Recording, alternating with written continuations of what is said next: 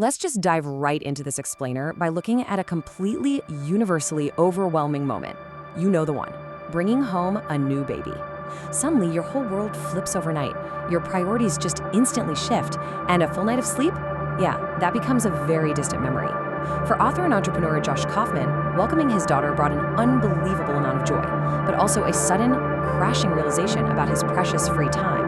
Kaufman was suddenly juggling a newborn and running a business from home, and it hit him with this terrifying thought.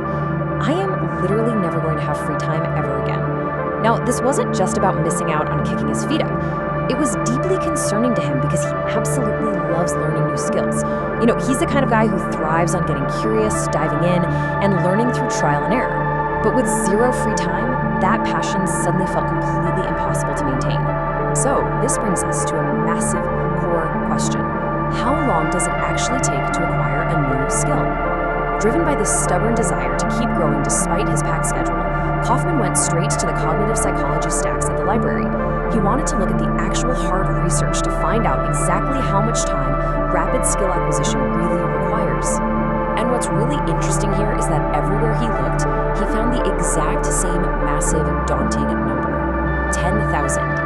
The infamous 10,000-hour rule. Basically, according to countless books and websites he came across, if you want to learn something new and be good at it, you have to put in 10,000 hours. As a new parent looking for an efficient way to learn, his immediate reaction was, well, absolute panic. Let's put that number into perspective for a second. 10,000 hours is the equivalent of working a full-time job for 5 entire years. That is a huge chunk of your life. For most of us, especially someone balancing a newborn and a business, that kind of time commitment is just flat out impossible. But hold on, we've all had the experience of learning something new much faster than that, right? So why doesn't the research actually match our personal experiences? Well, here is exactly where the wires got crossed. The originator of this 10,000-hour rule, Dr. K. Anders Ericsson, wasn't studying everyday people picking up a weekend hobby. Not at all. He was exclusively studying expert-level performance. He was looking at professional athletes, world-class musicians, and chess grandmasters to figure out how long it takes to reach the absolute pinnacle of those ultra-competitive fields. So how in the world did this ultra-specific study become a generalized cultural rule? It all started back in 2007. Author Malcolm Gladwell published his blockbuster book, Outliers, and he centered it heavily around this very concept. The book completely dominated bestseller lists for months, and suddenly, boom, the 10,000-hour rule was absolutely everywhere. And this brilliantly illustrates how a society-wide game of telephone mutated the whole concept. The original message was that it takes 10,000 hours to reach the top of a narrow, competitive field. But then it mutated, right?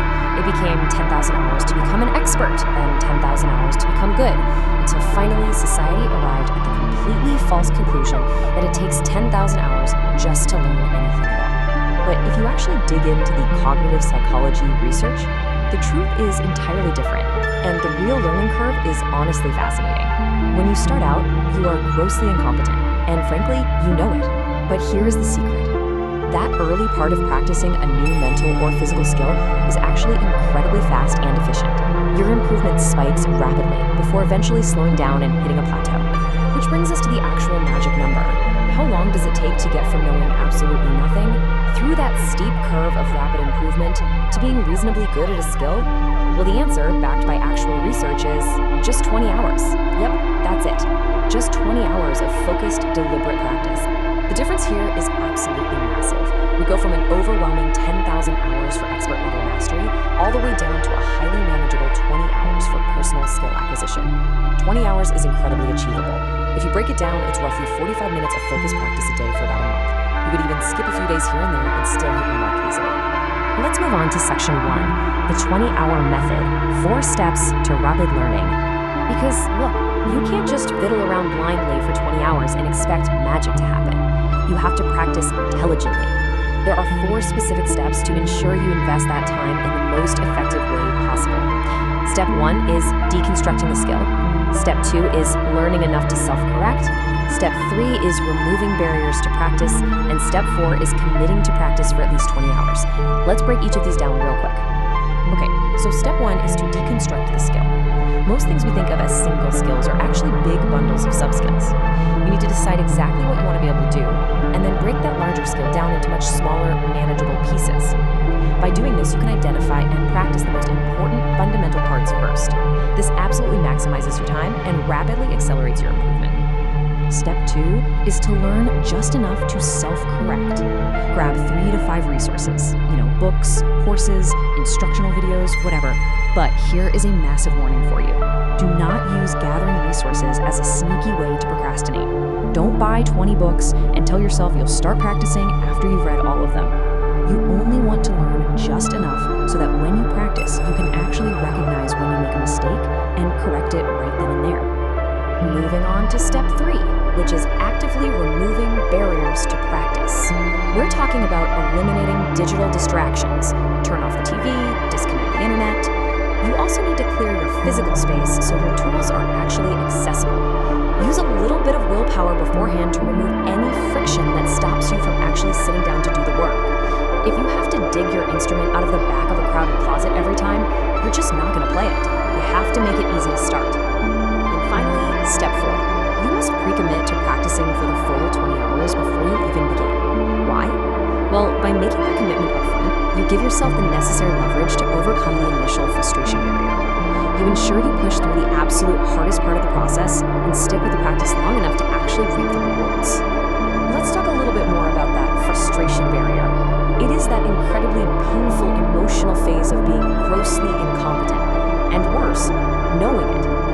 None of us like to feel stupid, right? Feeling stupid is a massive barrier to us actually sitting down and doing the work. This emotional friction is exactly why so many people quit long before they ever hit that curve of rapid improvement. What this explainer really highlights is that the major barrier to learning something new is not intellectual, it's emotional. We get scared. Our biggest obstacle isn't a lack of smarts or missing out on a bunch of secret learning tricks. It's simply our very human, very real fear of feeling foolish. To prove this framework actually works, Kaufman decided to test it on himself by learning the ukulele. He bought an electric one, deconstructed the skill, and realized he didn't need to learn hundreds of complex chords. Instead, he learned just 4 core chords: G, D, E, M, and C. By removing distractions and pre-committing, he hit his 20-hour mark.